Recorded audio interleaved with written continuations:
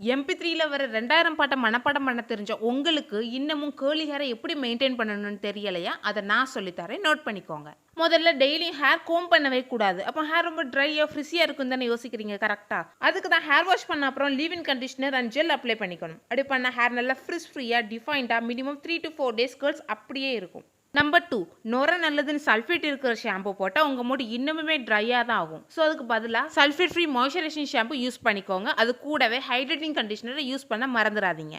OS நீங்கள் கேட்குறது நல்லாவே புரியுது. கேர்லி ஹேரை நான் வாஷ் டேல எப்படி மெயின்டைன் பண்ணணும் அதானே? அதுக்கு நீங்கள் இந்த 2 விஷயம் பண்ணால் போதும். நம்பர் 1, ப்ரொடக்டிவ் ஹேர் ஸ்டைல் போட்டுக்கோங்க. நம்பர் 2, ரெஃப்ரெஷ் பண்ணிக்கோங்க. அதுக்கு நீங்கள் serum, oil, gel are just water வச்சு கூட ரெஃப்ரெஷ் பண்ணிக்கலாம்.